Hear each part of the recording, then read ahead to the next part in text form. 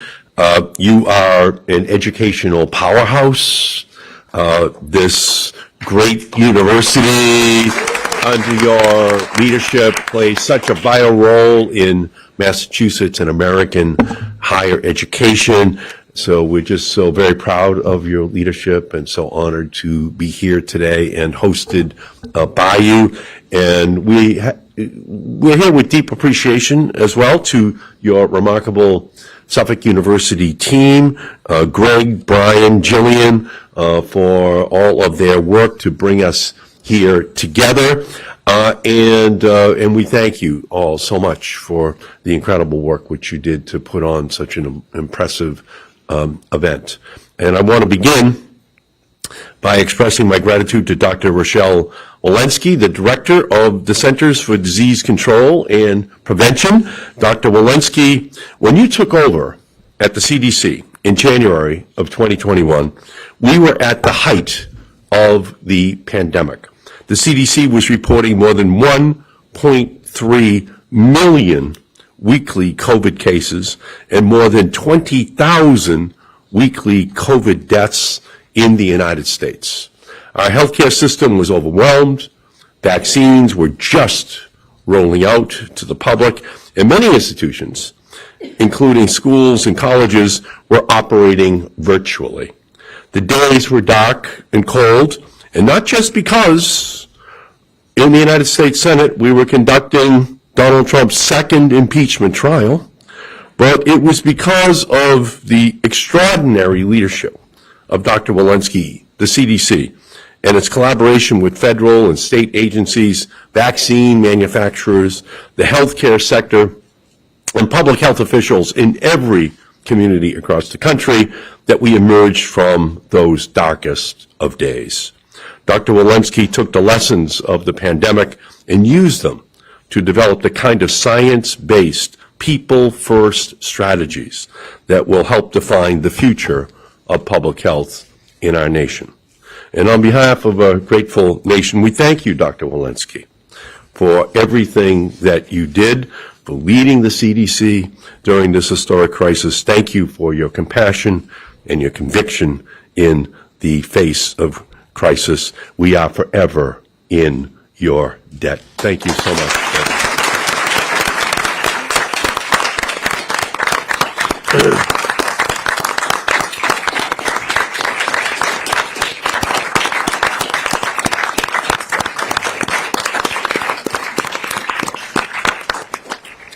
And I know I'm joined here today by many Massachusetts leaders, advocates, and officials.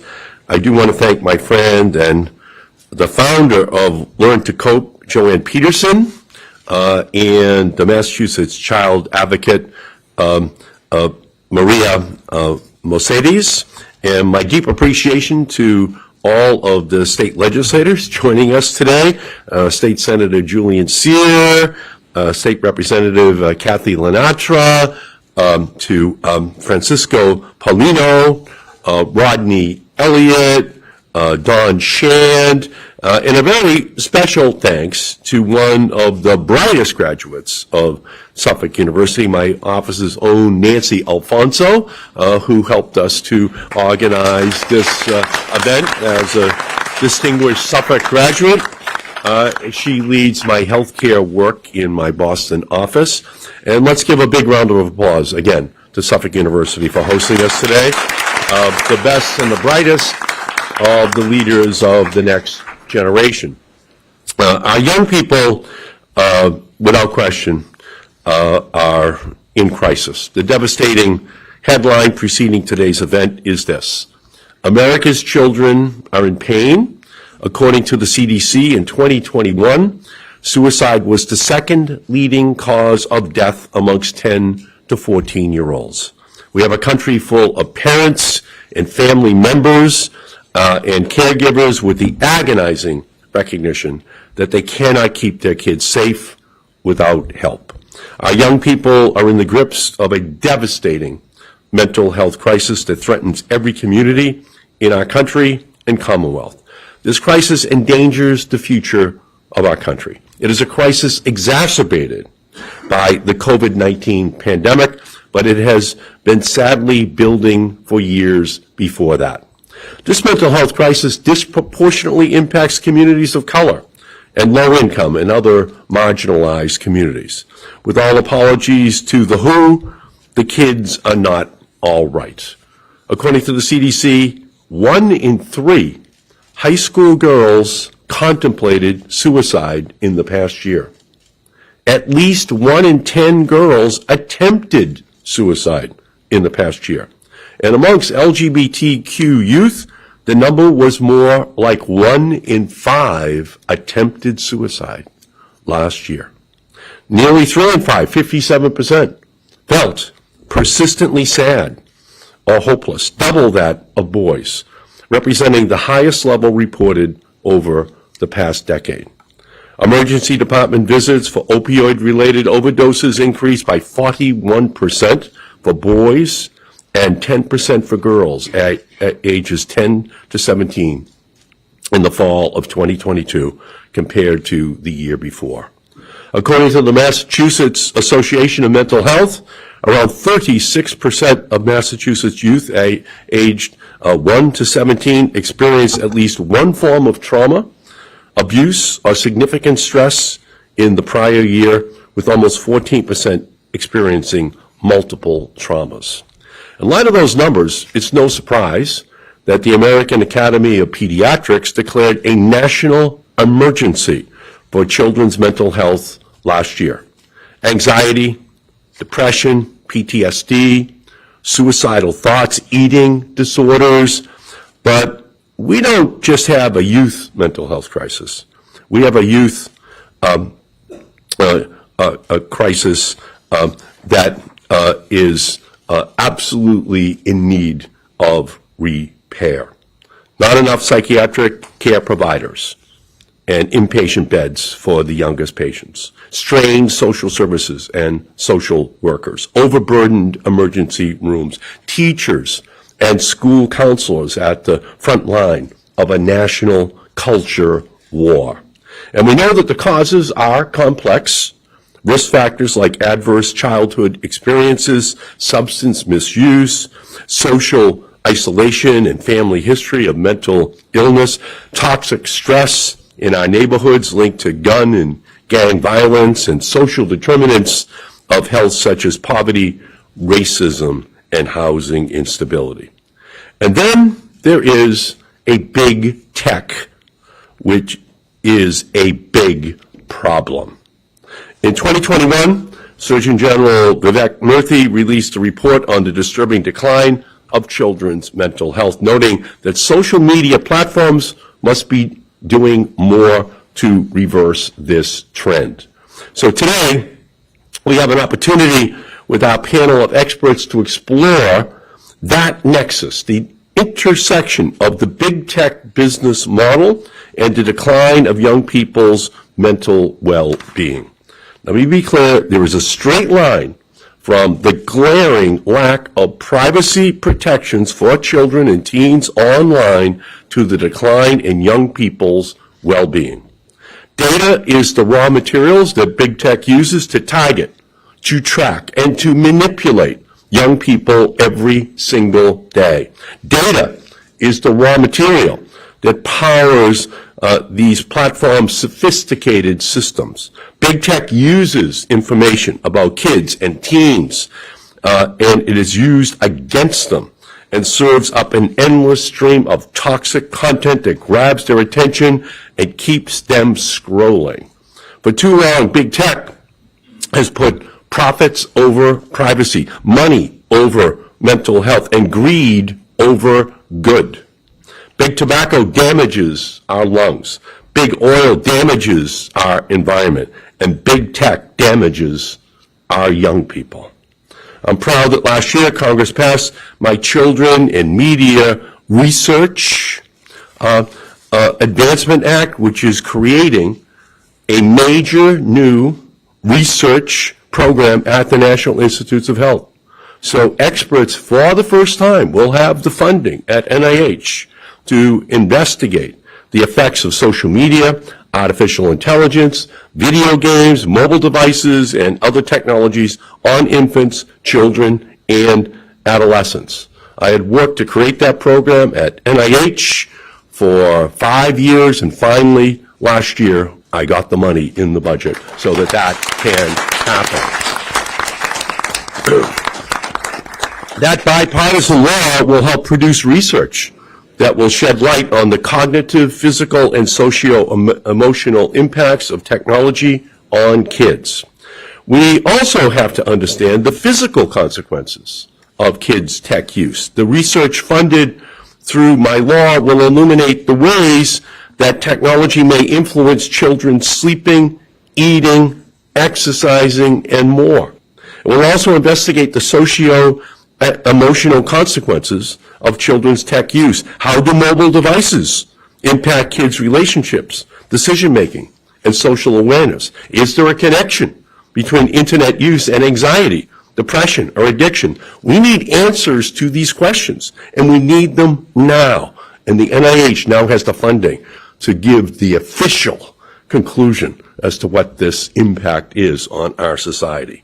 This additional research is critical.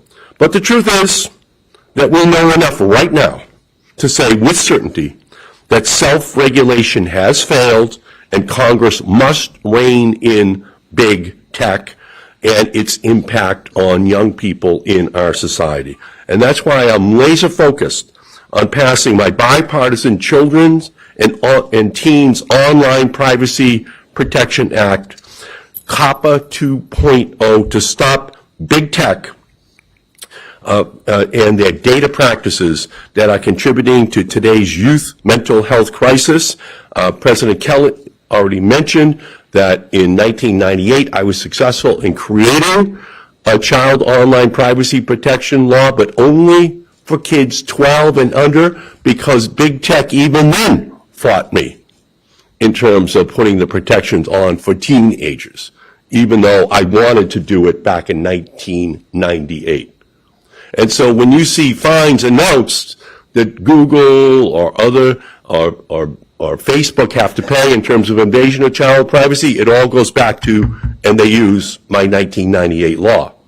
But we have to do more, because we can see that this is a crisis with kids of all ages. So what my new law will do, and I'm going to get it passed this year, it will prohibit internet companies from Twitter to TikTok from collecting personal information from users who are 13 to 16 years old as well, without their consent. Ban targeted advertising to children and teens, not just for 12 and under, but all the way up to age 17, to create an eraser button for parents and kids so that personal information can be erased. The mother and father can say, erase all that data that you've gathered about my child, my teenager, and now you're selling it, and that my child's being targeted with ads, with programming that is hurting my child, and establish a digital marketing bill of rights for teens that limits the collection of personal information, and much more. We can't always get agreement across the aisle in Washington, but this bill has bipartisan support because this is a bipartisan issue for American families. Parents and kids in red and blue and purple states are feeling the effects of big tech's tracking, targeting, and traumatization of young people. Today, we are going to hear from an esteemed panel of experts about the crisis and the challenges and the solutions. We will hear about the Dickensian nature of social media. It can enable, it can ennoble, but it can also degrade and debase simultaneously. The companies brag about the enabling and the ennobling, and they try to hide the negative impacts it has on our society.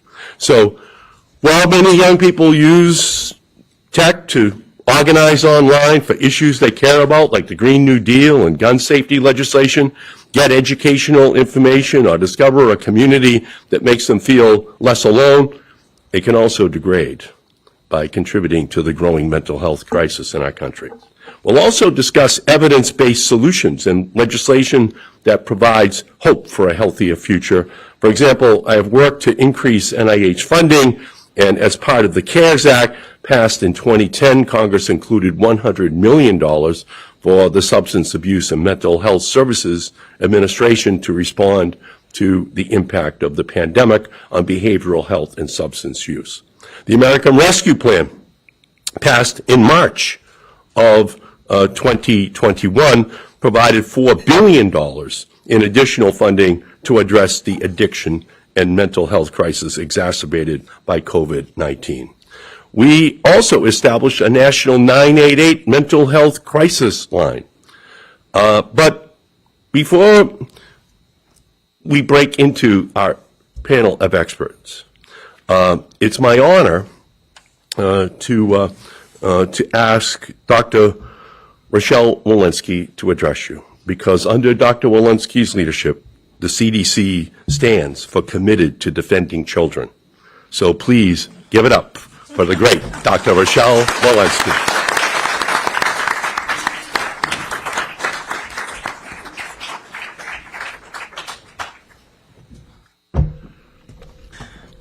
Thank you, Senator Markey, for those kind remarks and that kind introduction, and really for inviting me to join you here today. And of course, thank you, President Kelly, for hosting us this afternoon for this critically important conversation.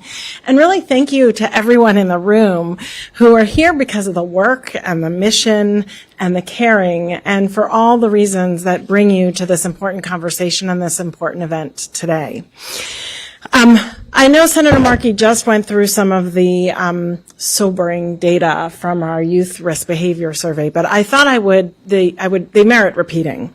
The latest CDC data clearly show that our young people are struggling with mental health challenges, and indeed the data are alarming.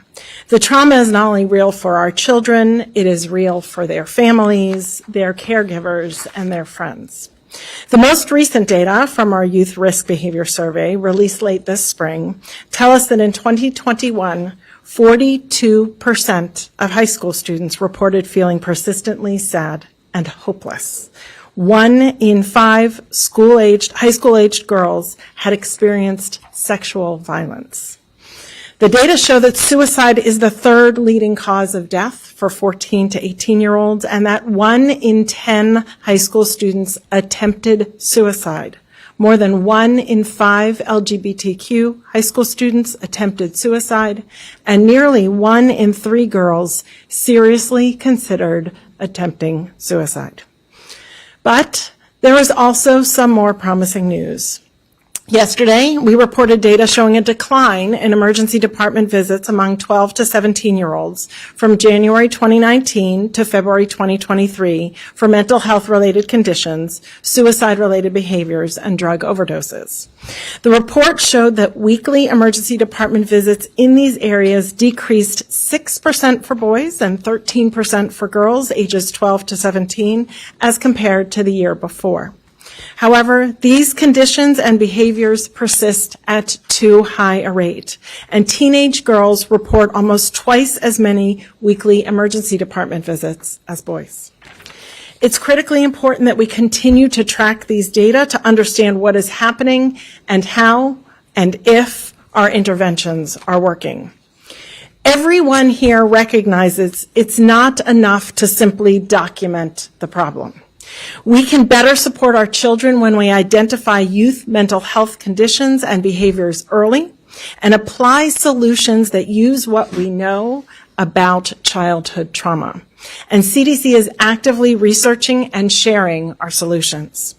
We can support our children's mental health and resiliency. Studies demonstrate that outcomes like suicide and overdose, in fact, can be prevented. We can create healthy and supportive school environments. We have tools to address youth violence and teen dating violence. We know how to support drug-free communities. We can use evidence we have on the importance of safe, stable, and nurturing relationships and environments for our children. The work is, in fact, putting these data to action. To tackle this crisis, we have to start at the beginning, in childhood, recognizing that what affects one generation affects the next. We know that adverse childhood experiences, or as we call them, ACEs, such as witnessing violence in the community or growing up in a household with substance use and mental health problems, are strongly linked to future mental health challenges. So, our Preventing Adverse Childhood Experiences Data to Action program is funding Massachusetts Department of Public Health and our offices and organizations in 5 other states in support of their efforts to prevent ACEs. For example, Massachusetts hopes that the data on preventable adverse childhood experiences will provide insight into how paid family and medical leave improves caregivers' ability to meet children's basic needs and create positive experiences for our children. We must support the parents and caregivers of our youth. Because we know young children experience the world through their relationships with parents and caregivers. CDC's Essentials for Childhood program shares strategies to create neighborhoods and communities in which every child can thrive, so they in turn can build stronger and safer families and communities for their children. The program was used by the Massachusetts Department of Public Health for their State Essentials for Childhood initiative, implementation of strategies and approaches for child abuse and neglect prevention. And our Essentials for Parenting Teens website is a resource for parents and caregivers of teens and shares the result of extensive research on understanding and adapting to the teen years, encouraging independence, coaching adolescents to recognize and manage emotions, and praising your teen. You can tell I've recently had 3. Our communities have an important role to play in creating protective environments for our nation's youth. Our Preventing Violence Affecting Young Lives program funds the Boston Public Health Commission, among others, in efforts to identify the characteristics of settings such as schools and neighborhoods that increase the risk of violence and those that protect people from violence, and to put strategies in place that address the intersection between violence and social determinants of health. Our Rape Prevention and Education program provides funding to the Massachusetts Department of Public Health, as well as health departments and sexual assault coalitions across the country, so they can work with educational institutions, rape crisis centers, and community organizations in sexual violence prevention efforts. Our comprehensive suicide prevention programs fund 17 jurisdictions, including the Massachusetts Department of Public Health, to implement and evaluate public health approaches to suicide prevention, with attention to populations that have higher suicide rates compared to other populations in their jurisdiction. The program's goal is to reduce suicide and suicide attempts among these populations by 10% over 5 years. And we cannot forget the impact of our nation's drug overdose epidemic. Our Overdose Data to Action program focuses on the complex and changing nature of the drug overdose epidemic by reinforcing the use of surveillance and other data to drive prevention efforts and policy in near real time. And the Drug-Free Communities program, supported by CDC and the White House Office of National Drug Control Policy, recognizes the importance of local solutions in creating drug-free communities, and last fiscal year supported 51 coalitions in Massachusetts alone, providing grants to create and sustain a reduction in local youth substance use. And we can't forget the critical importance of schools.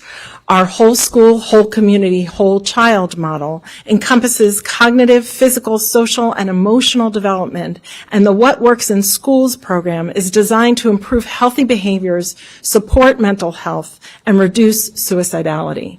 With the proposed increase in funding in the fiscal year 24 President's budget, CDC would be able to fund 75 of the largest local education agencies and all 50 state education agencies to implement this evidence-based program.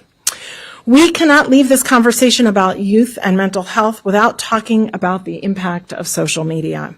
Social media can be beneficial, strengthening relationships with family and friends and others with shared identities, and providing emotional support. And yet, social media can also be harmful, with exposure to online bullying, harassment, harmful or explicit content like violence and pornography, and providing an avenue for quick and easy access to drugs, including opioids and fentanyl. Parents and caregivers can teach kids about technology from a young age and empower them to be responsible online participants, create tech-free zones, and encourage children to foster real-life relationships, and encourage their children to think about what they share, to protect themselves and others, and to reach out for help when needed. Mental health challenges are complex, and there is no single solution that will solve the problems we are facing today. This audience certainly understands that everyone has a role to play. It will take an all-on federal government approach, including our partnerships with SAMHSA, HRSA, and the Department of Justice, and the Office of National Drug Control Policy. Indeed, this work is so important that with the support of Congress, CDC is building a new behavioral health coordination unit, that will have a strong focus on youth mental health. I'm confident this new unit will foster innovation and improve mental health across the United States, and most especially for our children. But this is so much bigger than just the USG. It will take states and local jurisdictions and other public partners, community organizations, schools, parents, and caregivers. Yes, it will take the support of federal and state lawmakers, and it is going to take each one of you. We must all help raise awareness and reduce stigma around mental health conditions. We must all exude love and warmth and not divisiveness and hate. We must create settings in which our children feel safe and supported and link our youth in crisis to treatment. And while we do these things, we must also work to reduce the long-standing inequities and root drivers of our youth mental health crisis.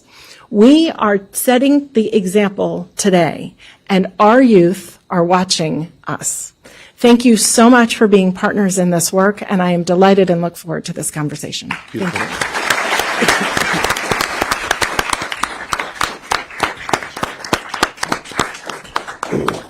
Thank you, Dr. Walensky, for your remarks.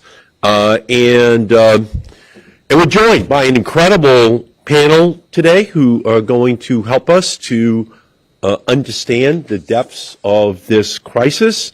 Dr. Maisha Rodrigues, yes. Executive Director of the National Alliance of Mental Illness, Massachusetts. Dr. Kevin Simon, Chief of Behavioral Health at the City of for the City of Boston, pediatric psychiatrist at Boston Children's Hospital, and Medical Director for Wayside and Youth and Family Support. Bridget Mendler, researcher at MIT's Media Lab, JD PhD student at Harvard and MIT, and an actress and a platinum recording artist. Josh Golan, Executive Director of Fair Play and longtime champion for online safety. And Dr. Eliza Copans, a digital wellness youth activist and co-founder of Technically Politics, who just helped get landmark legislation passed in California to protect online children exposure. So we're going to start. We're just going to ask the panel questions as we're going through all of the various aspects of this issue, and then we'll have time for questions from the audience as well. So let me begin by asking Eliza a question. Thank you for your leadership. Thank you for centering the voices of young people in the national conversation about big tech regulation and digital wellness. You aren't agonizing, you are organizing, and you did that successfully. Could you share what led you to this movement to create change, and tell us about how your own experiences have affected your advocacy? Absolutely. Thank you, Senator Markey, and thank you all for being here. My name is Eliza. Just move the microphone in a little closer. Is this all right? Not quite a doctor yet, still just a sophomore in college, maybe one day. My story begins from birth, and my parents were really intentional about how they raised myself and my younger sister with technology. And if we were bored, they encouraged us to go outside and play or figure out something to keep ourselves occupied. And I feel that that was such a privilege to be raised in that capacity. And as I got older, I both adopted and adapted those values for myself. And after much pushing in 8th grade, my parents finally relented and let me get Instagram. And that was the worst mental health year of my life. And of course, it's middle school, which carries its own problems. And I believe that Instagram really exacerbated what I was going through. And instead of turning to healthy coping mechanisms, I pulled out my iPad and scrolled through Instagram and sought validation in the likes and comments, which just led down this rabbit hole of self-comparison, self-degradation. And at the beginning of freshman year with my best friend, I permanently deleted my Instagram account and have not had a personal account since. And that marked a huge shift in my mental health and my self-perception and confidence. And then in junior year of high school, I attended the Mountain School, which is a semester school program up in Vermont. And there I went 4 months without my phone. And that had been the first time since elementary school that I had had space to form relationships with my peers without screens as the means of communication and breaking the ice. And for me, the culture shock wasn't moving to middle of nowhere Vermont, but it was returning to my large suburban public school in Arlington, Mass. And realizing how dependent my peers, but then myself, once I was back in that environment, were on our phones. And I have this really vivid memory of walking between classes, and so there are hundreds of kids streaming through the hallway, and it was silent, besides the sound of footsteps. And everyone either had earbuds in, was staring straight ahead, or was looking down at their phones. And that felt like such a jarring moment to me of here we are as young people, many of whom know each other, and we're passing up the opportunity to engage in the physical sphere because we're so connected to the devices in our pockets. And then COVID hit, and suddenly online was the safest way to engage with each other. And that really got me thinking of digital tech is here to stay. How can we teach it, design it, use it in a way that's promoting our shared well-being and humanity? And I really started from this perspective that if we as individuals, as teachers, parents, smaller communities, can be really intentional about the way that we engage with tech, we can mitigate the harms. And that's part of the solution. But when we are working within this broken system in which these apps have free reign to get us and keep us addicted, there's only so much we can do. And that's when I really started thinking about how do we change these systems in place through regulation, through broader education and cultural shifts, such that we are allowing ourselves to reap so many of the amazing benefits that these devices have to offer while protecting our well-being. And I'll talk a little bit more about the project I worked on at a more systemic level later, but that's a bit about my story, and thank you again. I'm honored to be here. Thank you so much. Dr. Simon, mental health challenges often go hand in hand with other health and behavioral risks. How has the youth mental health crisis impacted the patients you serve at Boston's Children's Hospital and Wayside Youth and Family Support Network and the City of Boston's young people? Yeah, so one, thank you for inviting me to the panel. Just move that microphone in just a little bit closer. Yeah, please. Maybe lift it up. There, move it up this way. Yeah, good. Is that better? Is that any better? Yeah. Okay. No, but seriously, thank you for inviting me here, and thank you to colleagues. Also, thank you to Mayor Wu in reference to creating this role. Her alongside Dr. Basola Ojukutu, who's our Executive Director for the Boston Public Health Commission, recognized the data that the CDC and others had demonstrated and suggested that they needed an individual like myself, who's a child psychiatrist. I'm also an addiction physician at Boston Children's. And so we've been trying to shift what's happening in the city. And of note, Dr. Kelly, I think it's Dr. Kelly, I feel very uncomfortable in an academic institution. I don't have any notes, and I see papers.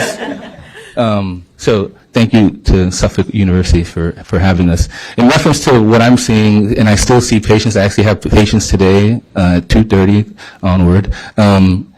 There has been an uptick in terms of those who are presenting to our emergency room, and the crux of the matter is there isn't a lot of personable interaction that youth are having. And so what we find is that there is some isolation, and there definitely can be too much social media platform engagement, in that the engagement is just a momentary snapshot. It's not true real life, and yet people are comparing themselves to that. So we do see individuals with eating disorders, individuals with worsening suicidality, individuals with worsening depression, as a result of the fictitious kind of life that they're imagining rather than the grounded realness of what they're experiencing. What's also been happening is, given that there's a number of individuals who come to the emergency room and there are not enough beds, as was highlighted earlier, and there's not enough clinicians, as was highlighted earlier. Their patients stay in our emergency room or on the medical floor for extended periods of time. And when I say extended periods of time, not just a day, not just 2 days, but sometimes 2 weeks, sometimes, unfortunately, even a month long. And so what we've been able to do, the state, with regards to ARPA funding, is try to refigure out what kind of emergency room diversion platforms do we have. And so we are trying more so now to have that conversation with the parent and potentially with community organizations in reference to, this is not sustainable, leaving the 13, 14, 15-year-old just on the medical floor. Is there a way that we can partner to have that person back in community, i.e. back home? So that's one thing. Two, in reference to Wayside, so Wayside Youth and Family Support Network, we're based in Framingham.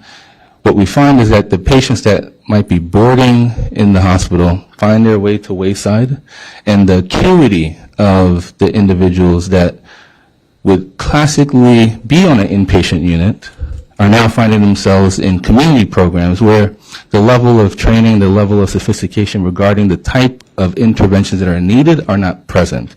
And so you just see this trickling down effect of the acuity which should be in the hospital, but we don't have enough space, comes out into the behavioral health programs that are in Framingham, in Newton, in Boston.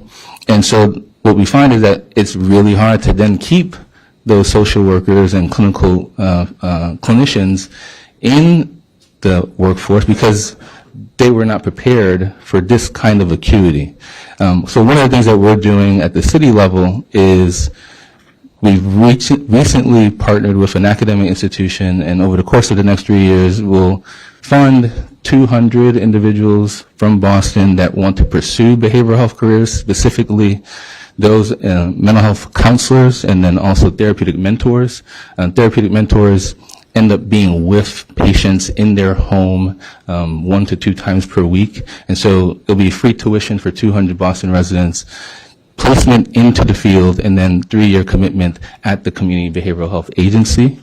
And then the other partner that we've had is a community agency that will train 22 diverse clinicians. This might be a psychiatric nurse practitioner. This might be a licensed clinical social worker. And we're going to partner, and I see some of my partners back here, with the Boston Public School System to infuse those 22 into 10 more schools than already has. So we're trying to shift both the narrative and then shift the reality of the workforce shortage. And then last thing, in reference to social media, it definitely has its downsides, and there are some positives. So even at the Boston Public Health Commission, we do have Cope Code Club. It's a social media platform. It's geared towards teens regarding substance use prevention, dating violence prevention, and then we have a program called Start Strong, which is about peers, when I say peers, adolescents leading each other in conversations about preventing the things such as Dr. Walensky mentioned in terms of sexual rape. We need teens to be having those conversations with an adult, but amongst themselves, because the reality is you can go down the rabbit hole and think that what they're seeing on social media is the reality. So there are a number of things that we're doing at the city level, but again, appreciate your leadership and appreciate Dr. Walensky's leadership. Thank you. Yep, thank you so much, Doctor. And by the way, we're joined by Everett Hanford, who is the Regional Director of HHS. Can you raise your hand right up here? Thank you so much for being here and for your great work. And most importantly, a psychiatrist just like you. My wife, Dr. Susan Blumenthal, is right here, right in the front row. If you could raise your hand too. And When I met Susan 38 years ago, she was the chief of behavioral medicine at the National Institutes of Health and became a 2-star admiral and assistant surgeon general of the United States, focusing upon these issues. So we thank you, Susan, as well for all of your great service. Bridget Mendler, you recording artist, actress, master of social media on the one hand, but now you're over at the MIT Media Lab and you're part of cutting edge research on the impacts of social media, and you're looking at the toxicity of social media. And maybe you could talk about maybe how your own personal life has helped you to get the insights that are helping you at MIT to make breakthroughs that can help all of society. Yeah, sure. Thank you. Thank you for being here, and thank you so much, Senator Markey and Dr. Walensky, for inviting me, and Suffolk University. And I'm so honored to be with this panel. So impressive what these guys are working on. I, as you might imagine, have had a bit of an interesting journey in my career so far, and social media has definitely been a big piece of it. When I came onto Disney Channel at around 17 years old, social media was really undergoing a transformation, and it was sort of a part of my introduction to being on Disney, to just gain awareness of social media and how to conduct yourself in a public way. And, part of that training was more traditional forms of being exposed to the public, but social media gradually became a bigger and bigger piece of that. And as an entertainer, your brand is a really big part of who you are, and social media is a huge part of expressing your brand, and it, becomes nearly a daily interaction with the social platforms and how you express yourself. And so through my role in entertainment, there was an awareness of public scrutiny and public evaluation of who you are and who you're forming yourself to be. I've had marketing people tell me how to craft my tweets before and things like that. And I honestly should have taken their advice at different points in time, because I think when I look back on my posts, I'm like, man, I'm such a nerd. Like that's my main thing. I'm just, some of the things I talk about on social media that, don't do me favors later on. But I think one of the tricky things about social media is, its permanence, and its permanence through the course of many years, and especially when you're a young person forming your identity. So for me, as an artist, a musical artist, I went through a number of transformations, and there's a certain amount that I was empowered to change in how the public viewed me, and there were other things that were not within my power. But I don't think that that's something that just people in the entertainment sphere experience. I think that's something that anybody growing up with the internet does. One of my really good friends, she was applying to college a while ago, and we had made these, again, very nerdy videos on YouTube where we were just being silly, and you expect nobody's going to discover it. But her college counselor advised her to take those videos down, because that would be a part of whoever was evaluating her for college would be viewing her. And there's some things that, for me, I was the owner of those videos, so I could just erase them. I could just take them down for her. But there's so much about our digital presence that can't be erased, and that's beyond our control. And as somebody, who has a lot of young people in my life that I care about, that's something that I feel a lot of sensitivity towards, is whether those people will be able to form their identity in a way that they feel some sense of ownership over.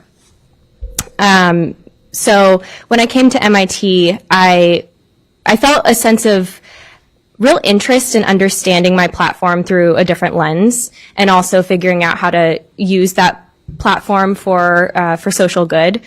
And part of my understanding of my platform came from interacting with people in real life. So I had concerts and conducted meet and greets, and I had done live tapings of the TV show that I was working on, and I met a lot of kids, and I got to shake their hands, and I got to give them hugs and get to know who they were as people. And so when I went online and I started building my presence there, I could reasonably assume that there were a fair amount of kids that were in my audience online. And I put a lot of effort into cultivating that audience really carefully and cultivating a safe space as much as I could within a shared platform.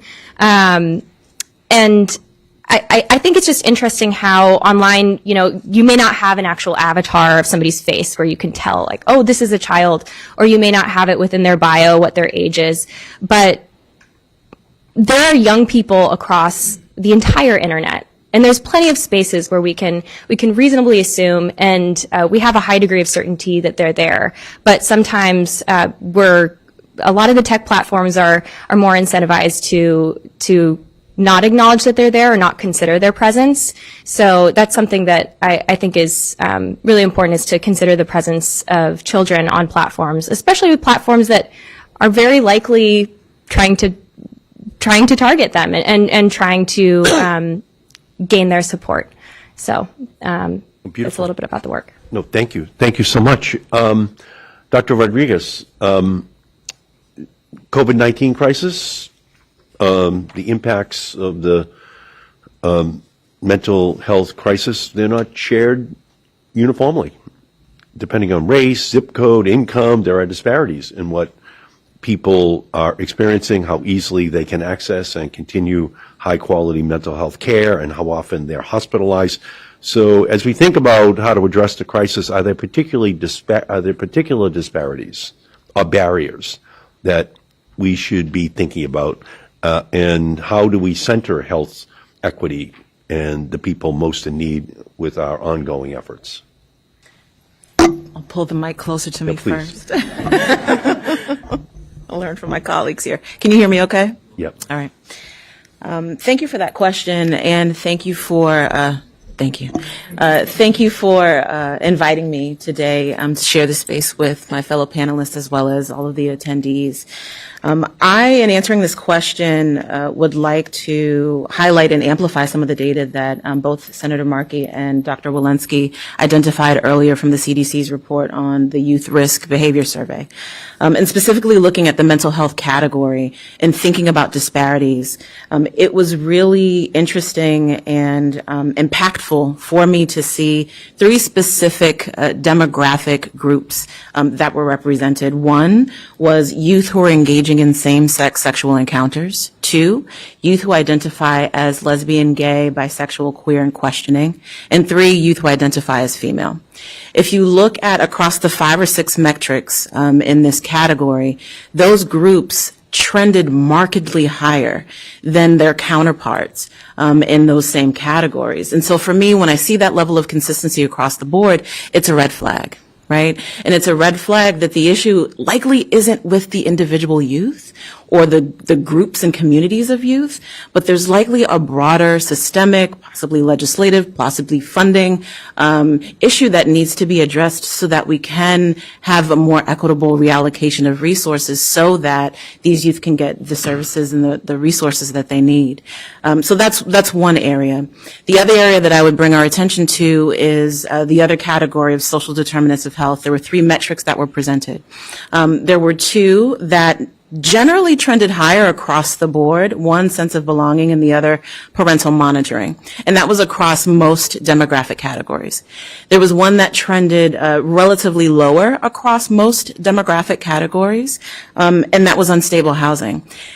And that was somewhat surprising for me because I expected to see greater variance, possibly, and I expected to see some trending a bit lower. So I know Dr. Walensky is very familiar with these numbers, but, in looking at this survey, there were over 17,000 respondents, youth that were included across all 50 states in the District of Columbia, across 152 schools, right?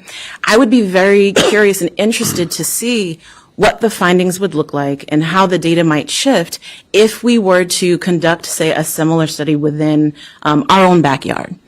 If we were to look at a population somewhat similar in size, and looking at Boston Public Schools, for example, there are over 14,000 students currently this academic year enrolled in high school, right? I would venture to say, I might hypothesize, we'll see if Dr. Simon would co-sign on this given he works in Boston, that the findings might look slightly different, right? And here's why. Dr. McEwen conducted a study where he was exploring the impact of allostasis. And essentially, it's a process by where when one experiences acute stress, it's the mind and body's experience of trying to restore or achieve internal balance.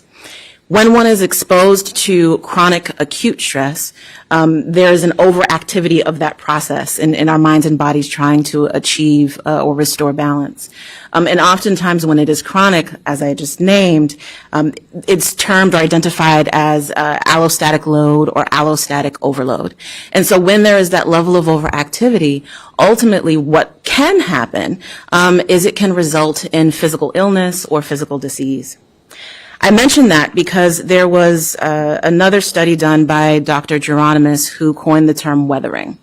And she's done a lot of research. There are a number of her articles out there. And I bring this up because her work on weathering engages and integrates the concept of allostatic load. And the specific study that I'm referencing here is titled Weathering and Age Patterns of Allostatic Load, Scores Among Black and White Americans in the United States. And so ultimately, she and her colleagues found that Black Americans had higher scores than did white Americans and had a greater probability, and that's scores of allostatic load, and had a greater probability of a high score at all ages, particularly between 35 and 64 roughly. So ultimately, they concluded that they found evidence that racial inequalities in health exist, that they are not explained by racial difference in poverty, and that the weathering effects of living in a race-conscious society may be greatest among Black Americans most likely to engage in high-effort coping.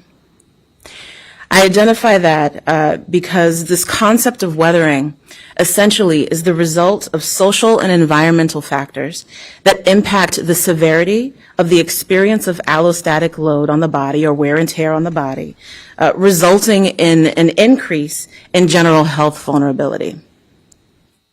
Now, if we were to think about, again, looking at our own backyard, it's likely that, and we've seen from a lot of data, that their exposure to social and environmental factors, to community violence, to trauma, to a lack of resources, those numbers are pretty high. I'll close with this.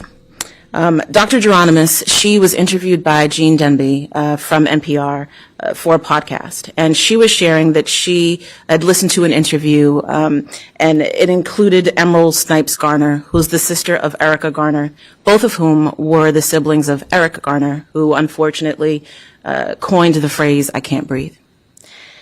And she shared, Dr. Geronimus shared that Emerald's metaphor of Jenga seemed to capture the essence of weathering really well. So I think that the language here is beautifully powerful, so I'll read the excerpt. Emerald said, "It's like you're playing the game Jenga. They pull one piece at a time, and another piece, until you sort of collapse." She was paraphrasing, but she thought that the Jenga metaphor was very apt because you start losing pieces of your health and well-being. But you still try to go on as long as you can, even if you're disabled, even if it's hard. I would add, even if you're a youth living with mental health condition. You have a certain tenacity and hope and sense of collective responsibility, whether that's for your family or community. But there's a point where enough pieces have been pulled out of you that you can no longer withstand and you collapse. So ultimately, one of the things that I often say is your values tend to shape your priorities and your priorities tend to determine your funding. We need to look at all three of those factors if we are to reevaluate our systems, our legislation, and our funding so that youth living with mental health conditions can not only get the resources they need, but get them when they need them. Thank you. Beautiful. Thank you, Doctor, so much. And Josh Golan, Josh, Executive Director of Fair Play. President Biden has called for a ban on targeted advertising to kids. You and I have been working to get that ban for years, Josh. In fact, I've been introducing the legislation for 10 years. So when the president used it in the State of the Union address this year, I was feeling we're making some real progress now. Can you talk about why targeted ads are so inherently manipulative to young people and how they harm their well-being? Sure. Thank you for that question, and it's an honor to be here. And thank you, Senator Markey, for your leadership in this area. We're lucky to live here in Massachusetts with Senator Markey, who didn't need a mental health crisis to understand that an unregulated internet would be disastrous for children's well-being and privacy, and has been working to regulate the internet and make it safer for children since its infancy. But in terms of your question about targeted advertising and what makes it so pernicious and exploitative of children, it's worth understanding that almost all advertising to children is targeted to their vulnerabilities. So if you look at television commercials aimed at children, you'll see things like they always use older children because kids want to emulate their older peers. They very much play on the fact that kids want to fit in. The number one thing you'll see in commercials aimed at kids is this product will make you cool. But those are that's concerning enough. Advertising to a cohort of children based on what you think their vulnerabilities might be based on how old they are. What the internet and all of the data that is collected allows advertisers to do is to target a child's individual vulnerabilities. So if you know a child is impulsive, you can put a bunch of links where it's one click to buy something in the ads that you target to children. If you have millions of data points, and literally that's what we're talking about, these companies have collected millions of data points on children. You can figure out things like what characters or what celebrities are most likely to be convincing to a child and target your ads that way. You can also do things like take information which we might consider extremely sensitive and use that to target your advertising. So things like your parent's marital status or immigration status. You can do things like target a kid based on what you think their burgeoning sexuality or gender identity might be. And I don't think we want advertisers and algorithms outing kids before they might be ready to do so to their parents or to the world. And then, of course, there's the fact that you can use all of this data to target things that are really just not helpful to children or downright harmful. So kids who express an interest in dieting on the internet or dissatisfaction with their bodies are targeted with flat tummy teas. Researchers have been able to show that you can buy ads on places like Facebook targeted to kids based on their interest in smoking, in gambling, in alcohol, in partying, in tobacco. So really, targeting the most harmful products to the kids who might be most vulnerable to those advertisements. And that's deeply concerning.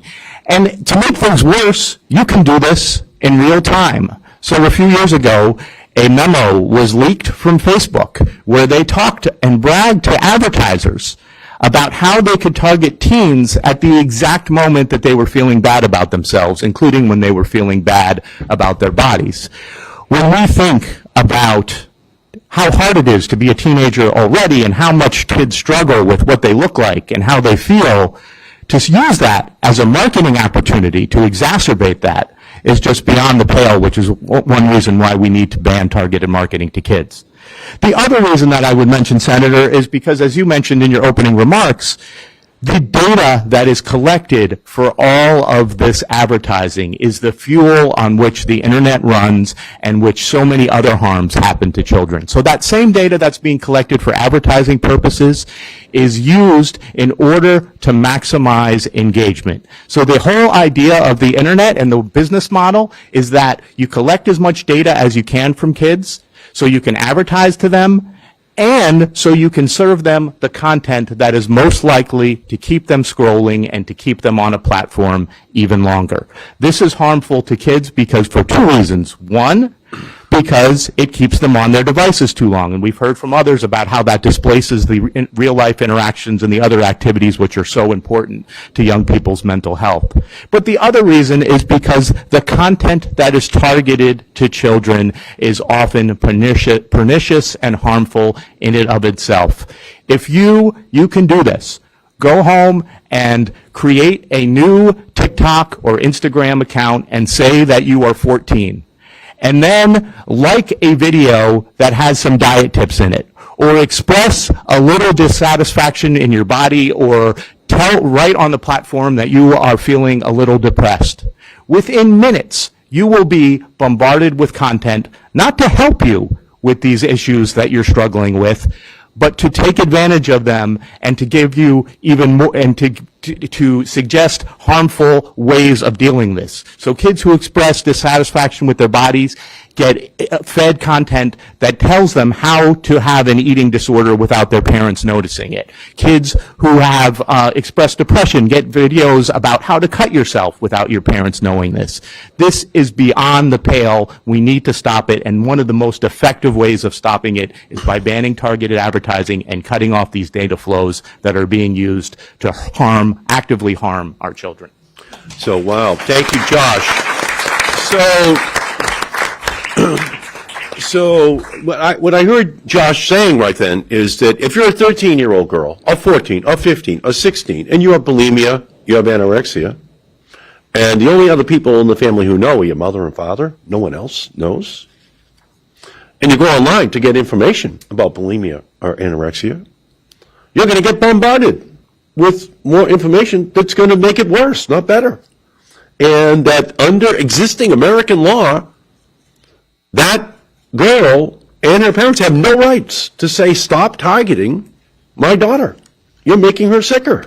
That's where we are in the United States in 2023. There's no law, which is why I'm going to get the Child Online Privacy Protection Act up to age 16. Okay, we have to give more parents more protections here. We know that this is happening. So thank you all. So Dr. Walensky, any comment on what you've heard or any questions that you might have? Well, I'm first of all, incredible work being done by all of you, and I'm just motivated and inspired by the work that you're doing. So thank you for being in this space and informing us.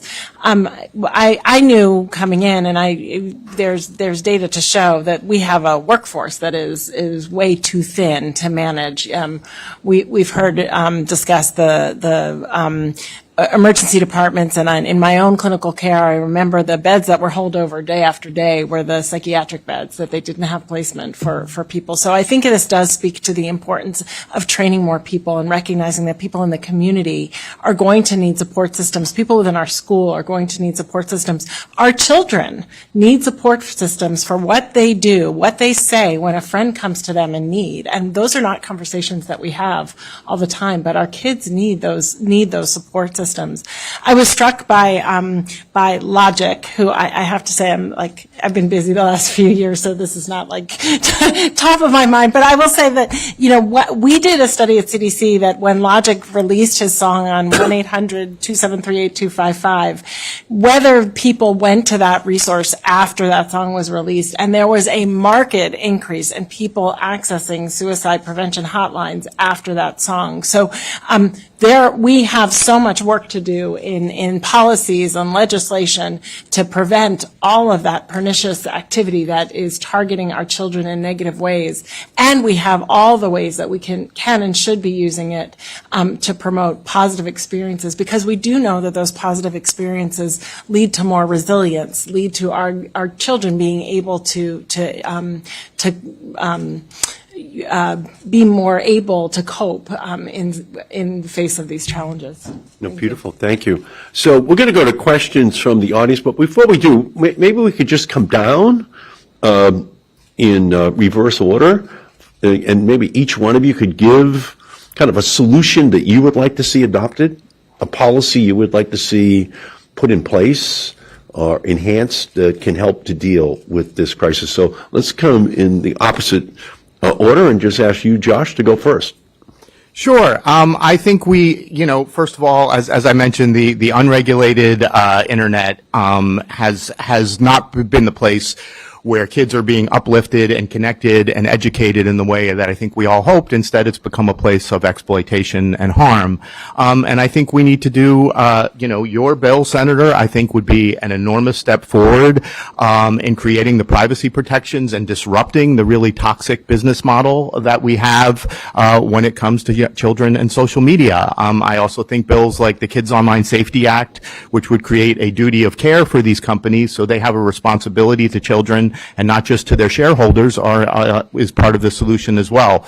We need to, as the President mentioned in his State of the Union address, we need privacy protections for kids, and we need safety by design legislation. And if we do that, we will see a sea change in what our children are experiencing online. Yeah, thank you. Dr. Rodriguez. Yes. So here at NAMI, we do prioritize support and education, but we also prioritize advocacy. And so if you go to NAMI.org, or NAMIMass.org rather, you'll see our legislative priorities for this year. So there are a total of 6, but given the topic for today, there are 3 that I would like to highlight. One that's already been identified is unnecessary hospitalizations and reducing emergency room boarding. As we know, and as has been named, that youth are definitely impacted by that. There's another act to increase by 30% in investment in overall behavioral health care. And as I identified earlier, we definitely need both a reallocation of and an expansion of resources to support our youth. Lastly, there's another act that we are prioritizing for this year in advocacy, which is aiming to expand mental health education and the promotion of mental health education in schools. And I think we really need to, if we're going to make progress on this, we have to work top down and bottom up. We need to think about non-traditional ways of engaging youth in accessing resources. And what we know to be true is they spend most of the hours of their day in schools. As someone who used to provide clinical therapy and mental health treatment in schools, as someone who worked on the district level to redesign and shape frameworks that support mental health in schools, I think that emotional intelligence is equally as important as academic skill set. And so those were the 3 that I would amplify. Beautiful. Bridget Mendler. I would just echo what the other panelists have just said. I think those are really important initiatives. I would also just speak to the research angle of this. I work at the Center for Constructive Communication at the MIT Media Lab, and I think there's so many different angles to approach this from a research perspective. One just being noticing the nuance in the way that people communicate online, and drawing things as black and white, good or bad, toxic or healthy is a really complicated task, especially in such a diverse society like we have, where there's a lot of value in people being able to communicate with each other, and bringing down some sort of solution without nuance is going to be a complicated result as well. So understanding how to have a solution with nuance, I think, is important. There's a lot of really interesting qualitative research going on. One of my favorite researchers on this topic is Dr. Desmond Patton. Just a brief little shout out to some of his excellent work on just qualitative analyses of social media communities. I think additionally looking at different solutions, so different business models and different kinds of platforms, perhaps ones that have kids front and center in mind. There is one that our lab is working on that is trying to think about all of the great features of social media that we really appreciate and value, which is the youth empowerment, and like what amazing social movements have come out of social media, and that's been such important work. And places for authentic expression is also a really important value, and also places for connection. Like I know I've personally met a lot of people online that I never would have met otherwise, and I think that's a really wonderful thing. But so creating safe spaces, perhaps ones where kids can authentically share their voice in a safe manner and get to have authentic connections with others that either have shared experiences or different experiences. And that was really cool to hear about the peer conversations going on nearby. And I guess lastly, just looking at what psychologically is going on in terms of the stickiness of posts that are targeted towards kids, especially for things that are not having their well-being in mind, but that are trying to take advantage of those vulnerabilities. So there's a ton of research out there in terms of what those mechanisms are and how they can be moderated, mediated, or just given context so that kids know what they're dealing with, what they're confronting. Beautiful. Thank you. Dr. Simon. Yeah. So there's several, and Dr. Rodriguez highlighted a couple. But I'd mention 2 things that I think the state or federal government could do. So here we happen to have a program called the Massachusetts Child Psychiatry Access Program. nicknamed MICPAP.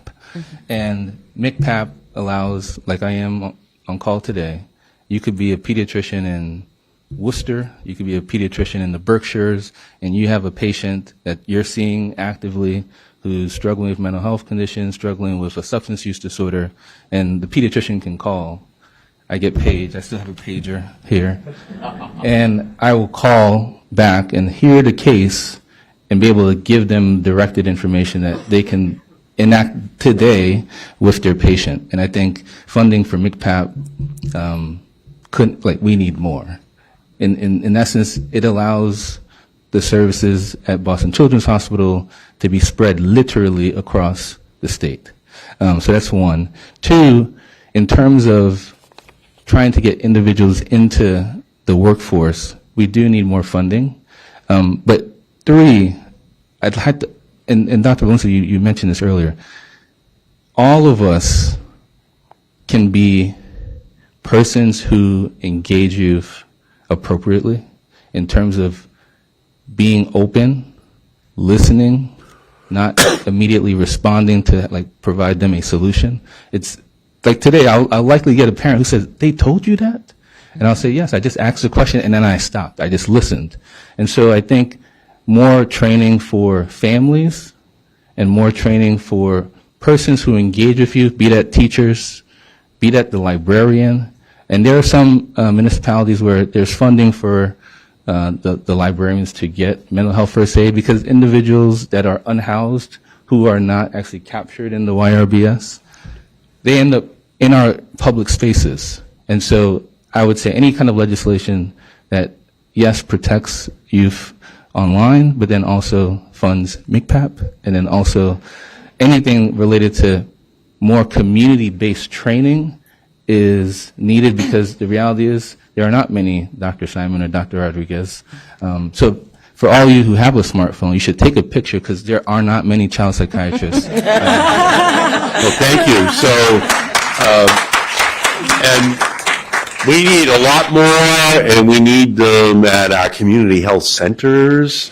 And we're working in Washington right now, Senator Sanders and I, with our Republican counterparts, including Dr. Cassidy, Senator Cassidy from Louisiana, to find a way to beef up this community health center ability to have right there at the entry point, proper psychiatric help. And let's be honest, to make sure, since 40% of the children in America are black and brown, and only 5% of physicians and nurses are black and brown, to have a plan to make sure that our medical workforce looks like the families, the patients, the young people who they're treating, and we have to fund that to make sure that they can go to the medical schools and nursing schools to get the degrees without being bankrupt for the rest of their lives in doing so. So that has to be something that we're consciously trying to achieve. And we're having very, very good discussions right now about this crisis and the need to deal with it. But at the end of the day, as you're saying,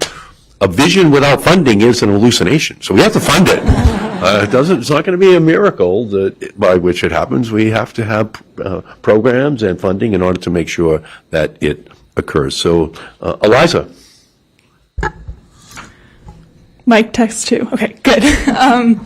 Everything that my fellow panelists said, I think, are such important points and really emphasize how we have to be approaching this issue from all sectors of the public health sphere, from all angles of our communities. And I think we're in a really golden opportunity to make change right now and to shape the future of technology and how these platforms are allowed to engage with all users, especially youth and most vulnerable populations. And everyone's voice here matters. And so I urge you all to start the conversation, continue the conversation here, and never underestimate the power of your own story. And this feels like such a huge issue, and it is. And your own being here, your own going home to family, to workspaces, to peers, and asking those around you, what's your relationship with technology? How do you hope to see design and regulation of it change? That's immensely powerful. And then that, paired with supporting legislative action, such as COPPA 2.0, that takes us from the upstream and the downstream, and together we're working on really changing these building blocks of how we view and interact with technology. And lastly, I urge you all to just hold yourself with such compassion and patience. This is a difficult issue, and I think coming back to we are still existing in a world in which our screens are not designed to support our overall well-being, and while it allows for such potential for movements for connectivity, it's really difficult to do that as you're pushing against all these forces that are designed to get you and keep you hooked on your devices. And so as there's the 2 steps forward, 1 step back, to ensure that you're taking care of yourself along that process, that you're reaching out to those around you, and that you're doing this work in community. Beautiful. So, questions from the audience. We have a microphone right over here that Liam has, and I think Isabella has a microphone, or... Oh, over here. Great. Thank you. So let us go to the audience. Who has a question? Jimmy? We have, I'm sorry. But, yeah, right here. Senator, do you have a question? Thank you, Senator. Wow, what an amazing panel, the wisdom here. Senator, thank you. Senator Julian Seal represents the Cape and the islands here, and is just an absolute cutting-edge leader on all of these issues. Thank you, Senator. I chair the Public Health Committee. I've chaired the Mental Health, Substance Use, and Recovery Committee, the co-chair in the Senate. I see a lot of friends in the audience. Senator, thank you, not just for convening this today, right, but for being a policy wonk who's been on this issue for well, gosh, since some of us were in middle school when we needed that. Seriously, having a policy wonk like you on this issue is so crucial, right? Because it's not just about us talking about it, but what gets into law really matters. And Dr. Walensky, thank you for just sharing your talents with the nation and making Massachusetts so proud. Dr. Simon, thank you for talking about Big PAP. I'm so proud of this program. There's something in the Senate budget we're taking up actually this month around a Big PAP model for gender-affirming care, which is something my colleagues Cindy Friedman and Joe Comerford are working on. And Bridget, I can really relate to this. As someone who was in college in 2004 when Facebook was launched as a freshman, when I ran for office first in 2016, my friends and I spent, I think, 40 or 50 hours cleaning up my, not bad, but my married and queer Facebook page. But I'm a millennial now, so I don't use Facebook. Anyway, my question, I do use Instagram, and this conversation is helpful, helping me think about my own life. My question though is about particularly, queer youth and LGBTQ youth, where, you look at the data and it's been alarming for a long time, right? YRBS has showed a real persistent gap, but it's accelerated even more, and particularly for queer youth of color and for trans youth. And my question is, what sort of either factors of resilience or programmatic interventions, what is making the difference for LGBTQ youth who are able to have some resiliency in their mental health? We have a whole conversation about the awful, terrible, nasty stuff that's happening nationally, but really from a solutions perspective, are there things that are working for queer youth and in the mental health space, and what are those?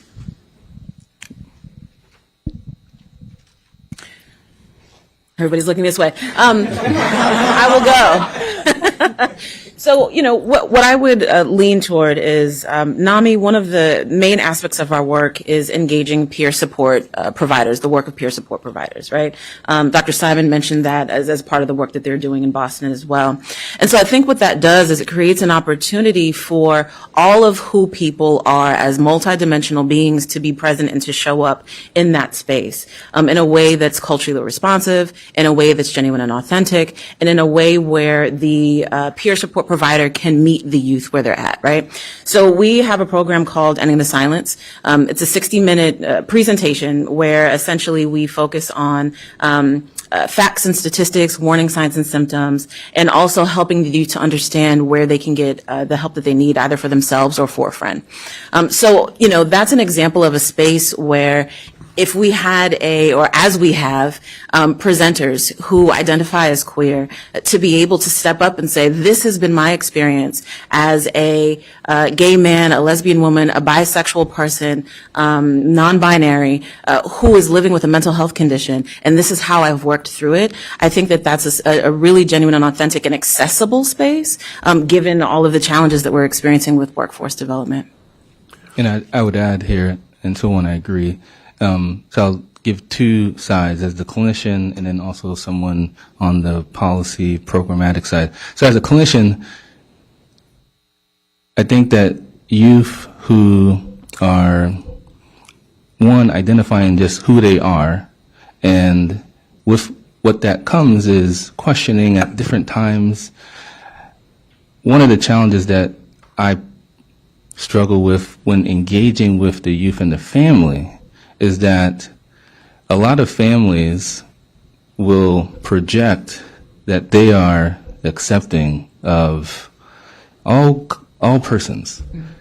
But then when it's in the quote-unquote backyard, in your home, there's a struggle there. And so for youth, there really is a tension of literally hiding who they are in their home, right? And so they actually get relief when they go to school and they have their peers that they're engaging with and want to wear a certain nail color, want to wear a dress, right? They can have that conversation and kind of breathe.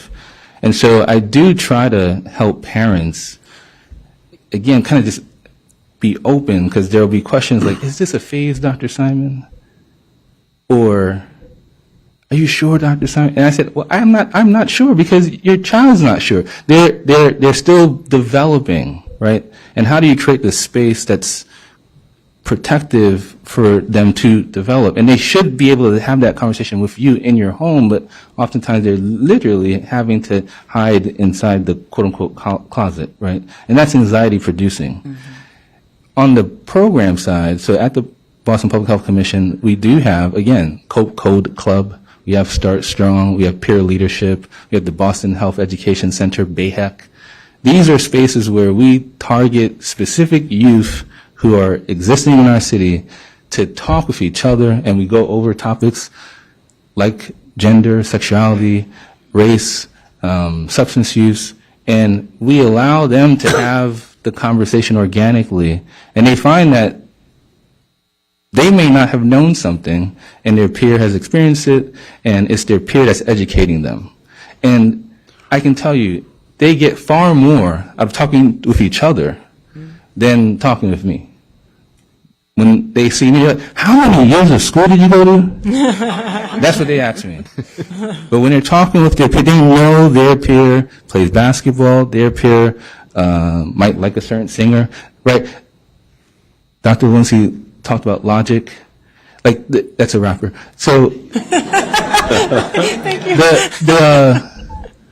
What is happening when adolescents engage with each other, and this is why we need funding for programs that are in the community.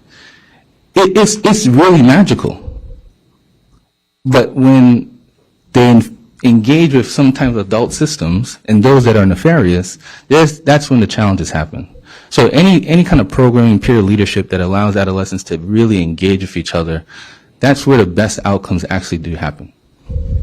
So Dr. Walensky. Yeah, I might just add, I'm going to put on a hat that I used to wear before 2.5 years ago, and that's through the HIV Medical Association. And so much of what we learned in HIV-MA was that actually telehealth was critically important to youth in accessing HIV services or accessing HIV prevention services. So it is this tricky balance of how it is we're using these resources. But we heard time and time again at a group with a group that is particularly vulnerable and has high rates of HIV, the critical import of telehealth and the resources that are available online to recognize how they can access HIV prevention resources. Beautiful. And again, we can't say it enough times. According to the CDC, 1 in 5 LGBTQ youth attempted suicide last year.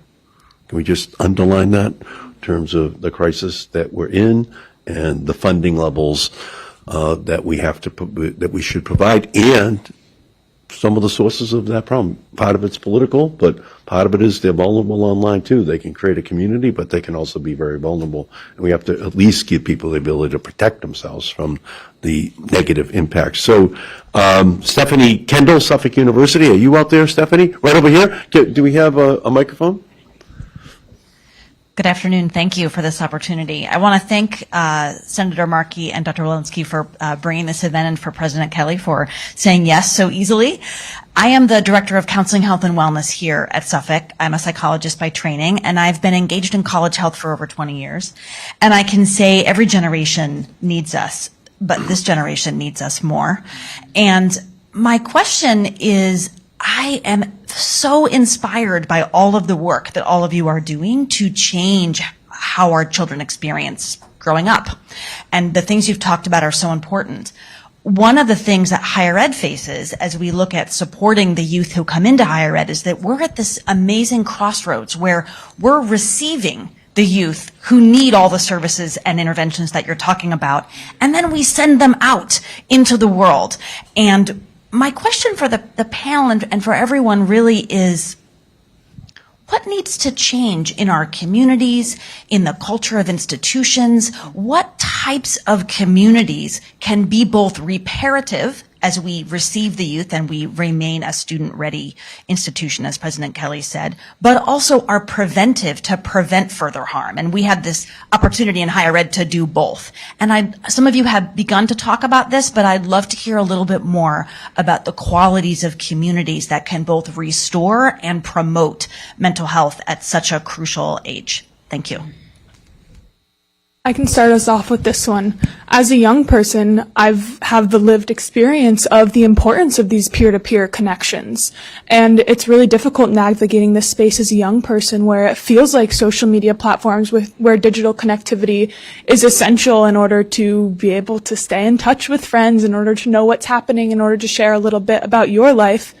And then when we feel as though it's actively extracting from our well-being, youth are put in this really difficult space of how do I take care of myself both socially and emotionally? And usually those words are put together, but in this case it feels like they're existing in very different spheres. And so I think communities in which we're training young people to have these conversations, and then in which adults are helping and cultivating these conversations, but also stepping back sometimes of let's let the young people talk, and then let's let them come to us with some solutions. And as the first generation to grow up with devices in our pockets, we have firsthand experience that I think is imperative in taking into consideration as we're creating new legislation that will profoundly shape the face of technology. And so how can we cultivate these spaces in which youth can find restorative conversations, start these preventative conversations, and then move that into action that will be long-standing? I have two case examples that I think highlight what you're referencing. So one is a freshman male, and he was struggling with substance use during high school. Senior year really pivoted and got that more under control. Parents very supportive. And the institution that he ended up opting to go to, which is in Massachusetts, was one where within the first year, he was cohorted with individuals that are like-minded. He knows that he has to do like a co-op where he's intentionally volunteering with elder population actually. And he knew and expressed that he chose this particular institution because it saw him as a whole person. And so not that he just has to go to class, but the idea that he gets to be able to engage again with like-minded peers. And then I think particularly the co-op is what he really liked. This idea of being able to actually go into community and be volunteering his time. He knew that that was better than being idle on the device. The second student that I have is a student athlete, and originally from the South, but comes up to the Northeast to play a sport. The cold did him not too well. And he was really contemplating transferring back down to the South. And he said the reason he opted not to was that his coach, he opened up, because I said, you know, someone else other than me has to know that like you're going through this. And he said that his coach, who had a lived experience, allowed him to feel more comfortable being who he is. And whether or not the team is good or not, he's like, I like this coach, I love my coach, so I'm going to stay.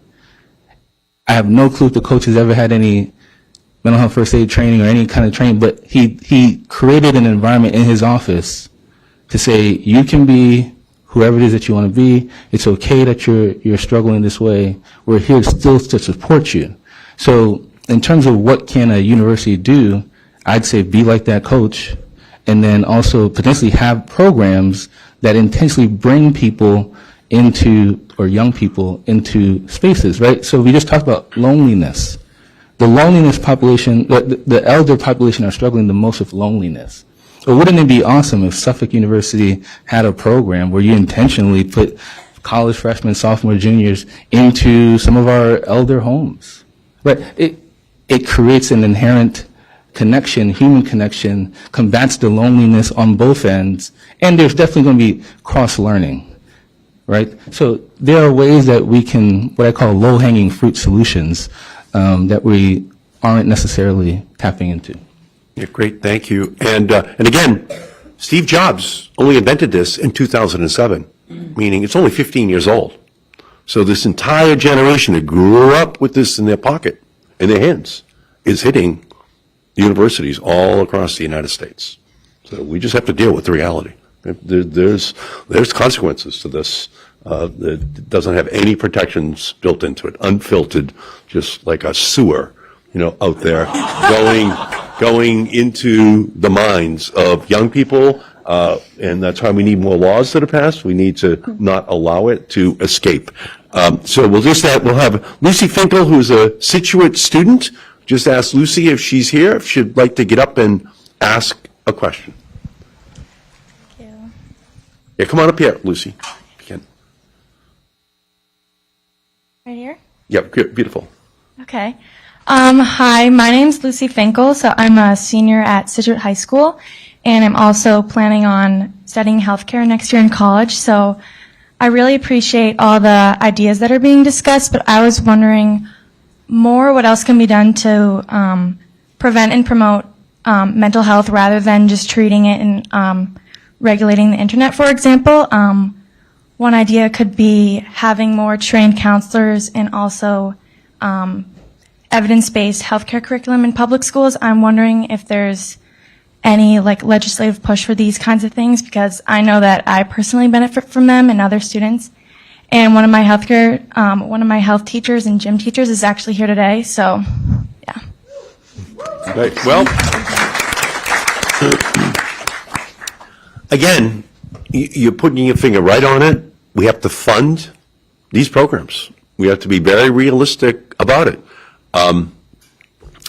My wife always teaches me as a public health doctor that the biggest interventions were actually, having better sanitation, having better vaccinations, putting better protections in place.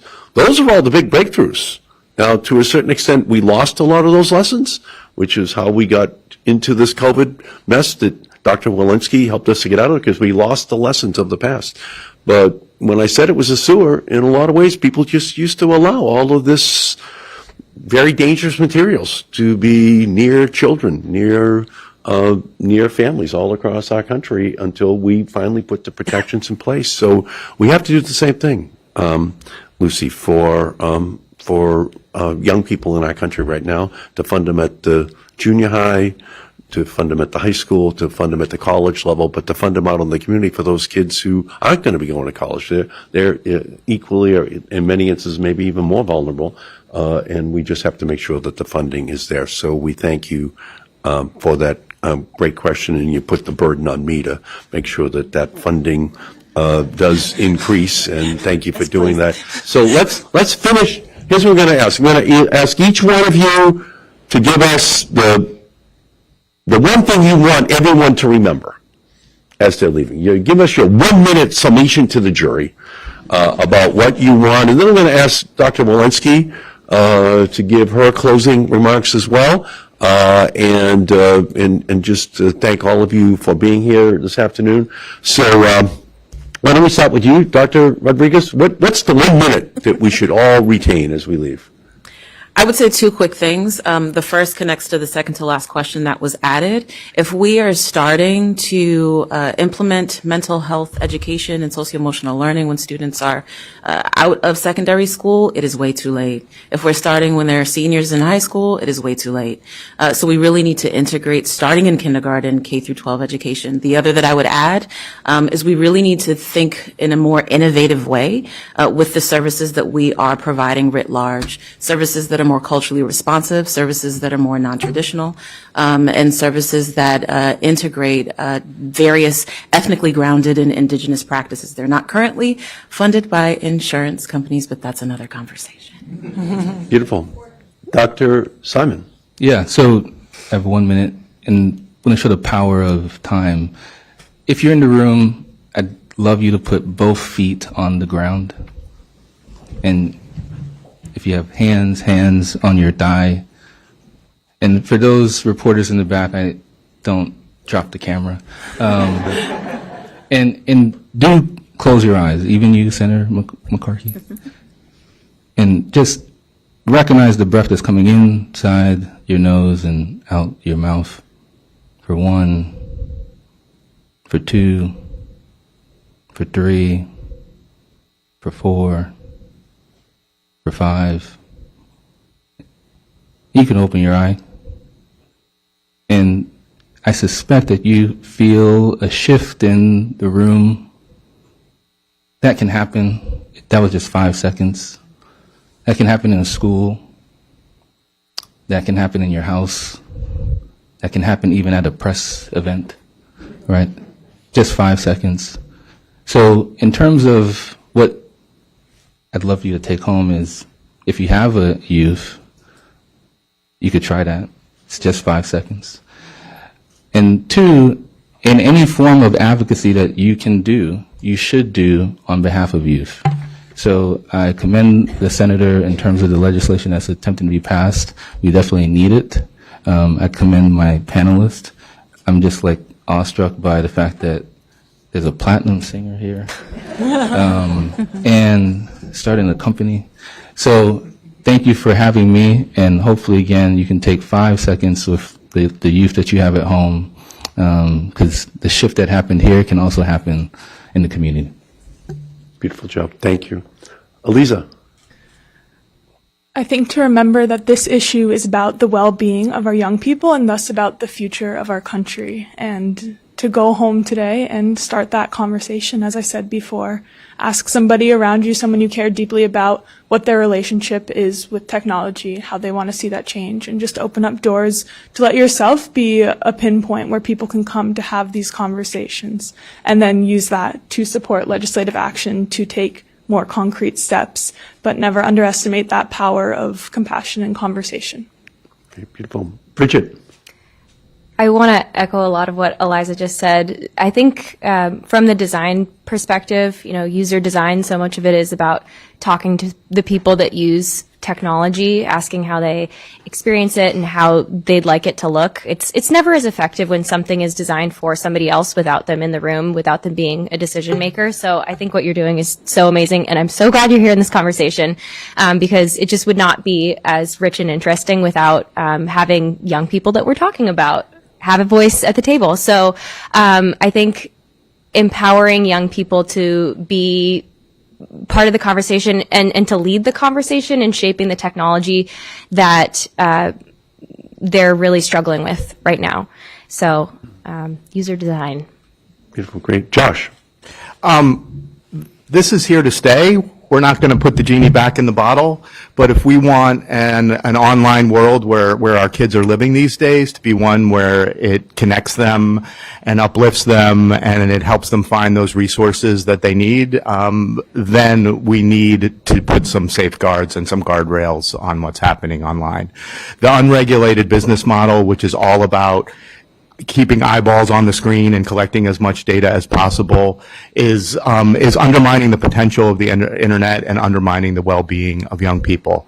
And so what I ask for you would be, one, to advocate for legislation like COPPA 2.0 that will put those guardrails on things, and also, like in your own homes, if you have kids, to talk to them about how the internet is making them feel and how it's designed, and are they scrolling because they really want to be scrolling, or are they scrolling because they feel like they have to be scrolling, and something is pulling them there that maybe isn't acting in their best interest, and helping them understand the ways in which these platforms are designed for profit for Silicon Valley and not necessarily to do those amazing things that it could be doing, like connecting peers to peers and helping us all have improve our mental health and our communities.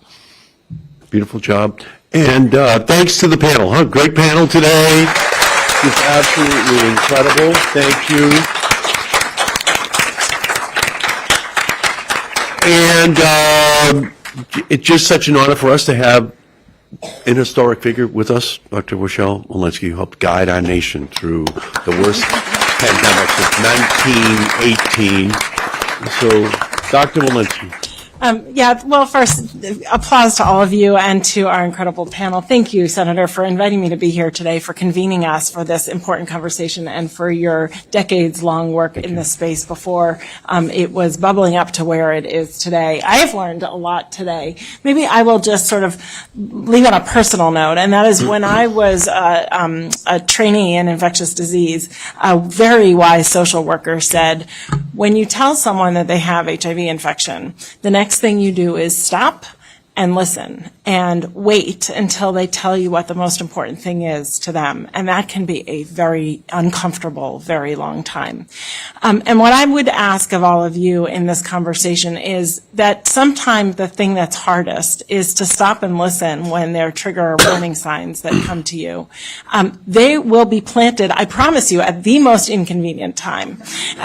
But it is critically important that we stop and listen when they are planted, that we get rid of the phones and the screens in that moment and listen to what the concerns are. So that's really more of a clinical hat than sort of the public health hat that I think I was called here to speak about. But really just to say, it is our time, it is our youth, they are our future. They're watching how we behave, and it is so really critically important that we listen to them. So thank you very much. Well, Dr. Walensky, thank you so much. Thanks for all of your great work. And, when I was a boy, television actually had just been introduced. Unbelievable. And the number one show here in Boston, it was Big Brother Bob Emery, and he came on every day at noontime. And in that era, children all went home for lunch. Different era. And Big Brother was on every day. And he would have kids come in from different communities. And it came to pass that Den 9 of the Immaculate Conception Parish, all of us wearing our uniforms, was sitting there in the peanut gallery. And every day at home, Big Brother Bob Emery would tell us to get our glass of milk and ask your mom to get Bosco. Put Bosco in and stir it in so we could toast to the President of the United States. And then we'd all lift our glasses and a flag would fly and they'd play, Hail to the Chief. And now my time came to be there. And every day I was chug-a-lugging a glass of Bosco after pressuring my mother to buy Bosco to put in my milk. And we're sitting there and Big Brother says, make sure you tell your mom at home to get the Bosco to put in the milk and toast to the President of the United States. And what Big Brother did was he lifted up that glass of Bosco. And as soon as they cut away to the American flag, he put it down. Big Brother was not chug-a-lugging a glass of Bosco every single day. And I'm 9 years old. And it wasn't true. I was being manipulated, and I was being manipulated to manipulate my mother into having me do something that Big Brother said was important for me. Well, we passed a whole bunch of child television laws that you couldn't do that. Big set of laws that television wasn't allowed to market to children that way. We don't have those laws for this device. That's where we are. We have succumbed to the pressure of big tech not to have those laws. And it's a lot more dangerous today than it was with Big Brother Bob Emery every afternoon. They perfected this art. And that's why I've developed a policy prescription to protect kids that has 5 key elements. Number 1, ban targeted advertising to children. 2, establish a digital marketing bill of rights for teenagers. 3, creates a youth marketing and privacy division at the Federal Trade Commission, permanent, to protect children in our country. To conduct cutting-edge research to study the effects of social media on teens, building on the initiative that I passed last year at the National Institutes of Health. And 5, providing increased funding for mental health services for children all across our country at all levels. We have to do this. It has to be comprehensive. We have a moral responsibility to get this job done. And I can't thank Dr. Walensky and our incredible panel for all of their work and for so many of the advocates who are out here. Massachusetts, we should be number 1 in passing all these laws and putting the funding in place. We're not just the Bay State, we're the brain state. We know that this is a crisis. Let's do something about it. Thank you all so much for being here today. Thank you.